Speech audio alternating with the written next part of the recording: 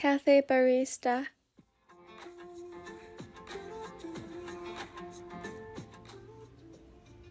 You and your two best friends, Mᴜsɪᴄ and Armin, both strode inside the famous coffee shop, Maria's Cafe.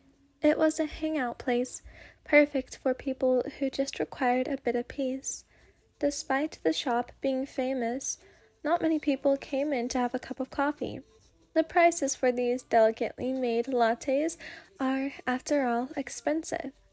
For groups of kids like you, the price didn't matter. It's just like any others, anyways. People like you who got a scholarship from the Wings of Freedom Academy. The Wings of Freedom Academy, known for being such a prestigious academy, often training the generation's next top juveniles. You just happen to be one of the best fist fighters. You never cease to amaze whoever watches you punch those older men in the jaw. Although Mᴜsɪᴄ was the best of the best when it came to combat skills, topping off most skilled men who's worked half their life to be the strongest. Then there is Armin, who, for an unknown reason, won't tell you if he's a scholar or not. Never mind that. His outstanding skill for leadership and knowledge is what got him in the academy. What, Ian-san? Armin tapped on your shoulder. Anything you'd like to order? Oh, right, you said casually as you raised your eyes to see the menu, even though you've probably memorized it. But as you raised your head, you met the cold eyes of a certain raven-haired man. He was staring right through you with an impatient face. Right, favorite warm drink. Please? Mᴜsɪᴄ, how about you? You asked. I'll have the same as YN, she said calmly. She's always been calm, unless she's really in the mood to annoy and be fun. All right, medium, French vanilla, and 2 medium. Armin gave a cautious glance to you and Mᴜsɪᴄ. You both nodded. 2 medium, favorite warm drink. That's all. With that, Armin swiped his card in the card terminal, followed by a faint beep.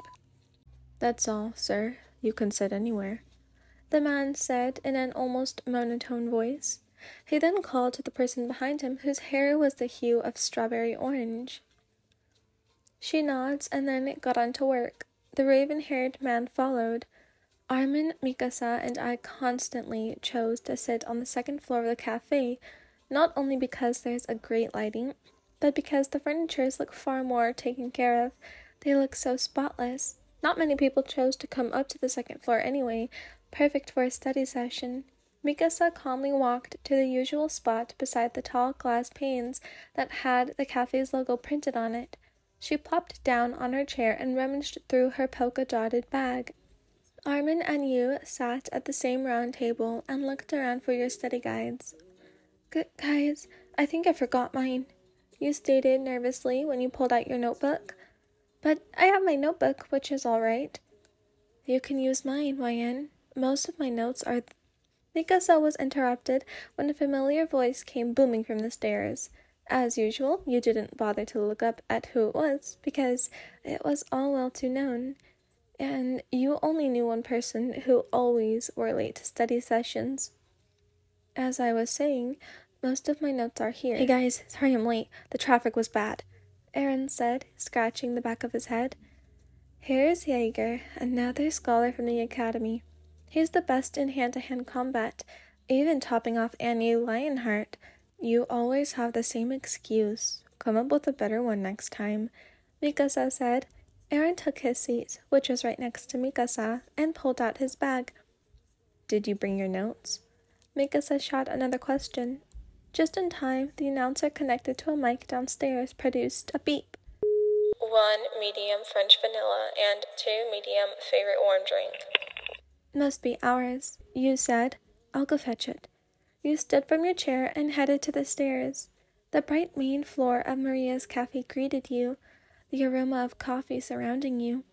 You stepped up at the receiving counter and took the mocha tray that held all the drinks. You brats better not be making a ruckus on the second floor. You didn't expect that the same man that made your heart beat faster to be waiting for you. Right. We'll keep that in mind, you said, tripping over your words. You tried not to stare at his face. It'll be awkward. So instead, your eyes wandered to his name tag, Levi. It said in a formal way of writing, if that makes sense. Slowly, you carefully traveled up the stairs, unaware of the pair of eyes keeping track of you. Once you stepped a foot onto the second floor, Armin and Aaron greeted you with their excited nature. 1 French vanilla for the little leader. You let Armin take the crimson coffee cup and favorite warm drink for the lady in fine feathers. You walked closer to your assigned table and set down the tray, letting Mᴜsɪᴄ take her drink. Thanks, Ryan. Both Mᴜsɪᴄ and Armin say in unison.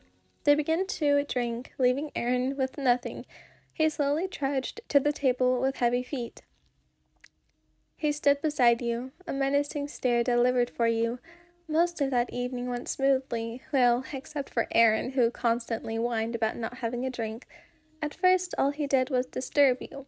But later on, he went downstairs to buy his own.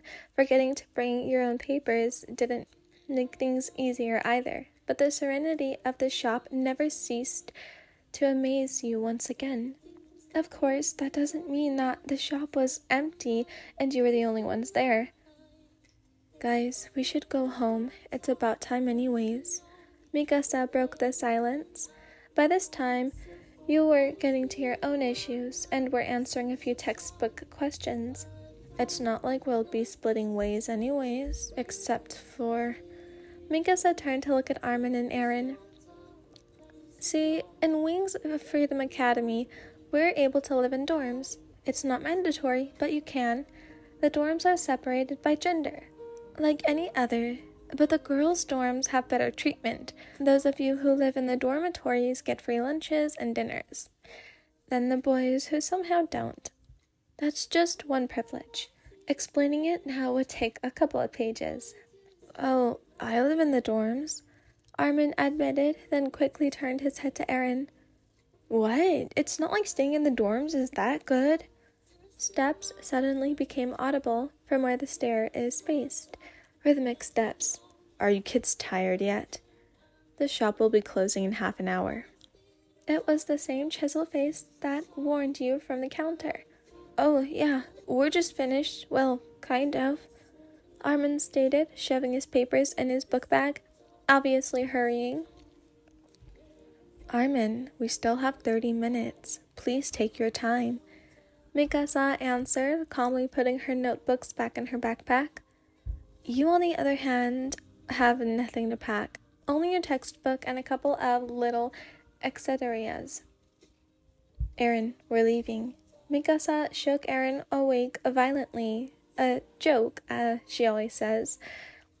Being the heavy sleeper he is, he raises his head groggily but quickly became alert. Oh? He exclaimed, still holding on to his drink. He quickly straightened his shirt, wiped the side of his mouth, and walked/ran his way to the downstairs entrance. Ryan, let's go. Mᴜsɪᴄ took you by the hand and rushed you downstairs, Armin by his side. But before you could leave, Levi raised his hand and said, Can I talk to one of you? Specifically you, with the hair-colored hair. You pointed to yourself and he nodded. Mᴜsɪᴄ let go of your hand and shot a glance at Armin, then staying by the entrance. You wanted to talk to me? You said, walking cautiously to him. He nods silently, his gaze fixed on you. What's your name? What? Your name.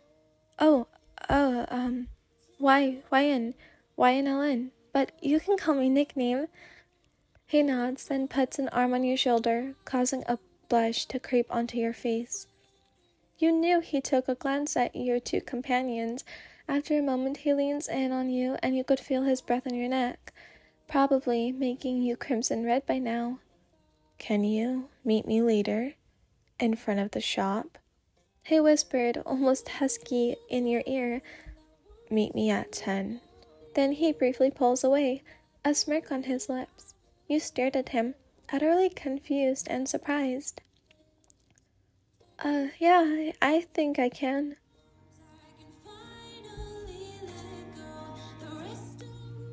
The clock now read 9:43, and you knew you must go. It's a 15-minute walk after all. Hey, Mᴜsɪᴄ, I'm heading out. Mᴜsɪᴄ gave you an odd look, but nevertheless. All right, just be back till 11, or else you'll be sleeping by the gates. You nod and head out. You tried not to get distracted by a family of cats walking alongside you, or the rebellious kids who stay in the alleyways, only visibly by a faint light emitting from their phones. Once you arrive, a figure was slowly becoming visible. Thinking it might be a trap, and not Levi, you readied your stance. As you got closer, you raised your hand. The suspicious figure raised its head just in time before you could hit their head. In fact, you almost did. They just dodged right on time. He looked up at you, the same chiseled face greeting you with a genuine surprised face, the same face you finally recognized back in the autumn of the year. So it really is Levi, huh? You thought, Why did you just try to hit me? His face is now being expressionless. You can't help but stare at him. Stop staring and answer, brat. So it really is you. With a sudden impulse, you wrap your arms around him, locking him in your grasp. You didn't see his confused face, but if you did, you would have blushed. Oi, stop it. You don't listen to him. Instead, you just laughed, not minding if he can't breathe from your hug. He raised an arm to pat your head slowly, calming you down. Took you long enough to notice. Sure did. Finally, slowly letting him go, you look at him, a genuine smile on him. I'm glad we've been reunited again, just like what you said back then. We'll meet again, if fate doesn't let us.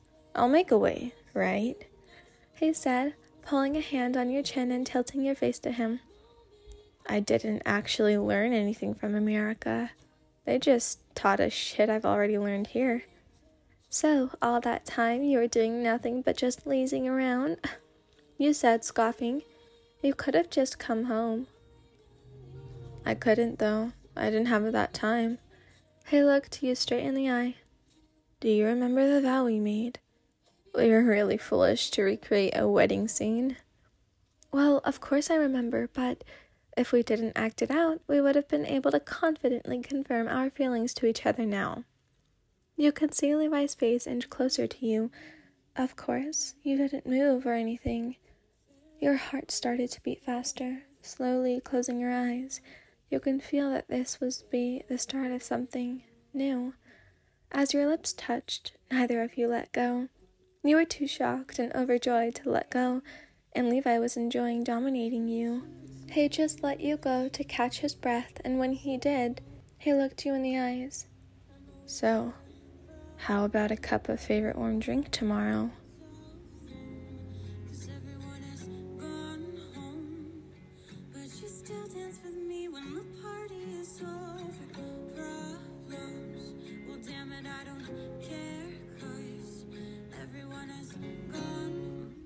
Yo everyone, how have you been? I've been good. I mean, I don't know, there were weeks of the semester, so I can't wait for summer. I should record my flight experience and then just post a little vlog. I don't know, I think that would be fun. I don't know how many of you would watch it, but I think that would be fun. Anyways, yeah, I hope you guys enjoyed this video. Have an amazing evening, have an amazing afternoon, have an amazing morning, whenever you are, and I'll see you guys tomorrow with another story, probably a Nagi one-shot because somebody asked for that. Yeah, anyways. Okay, goodbye everyone.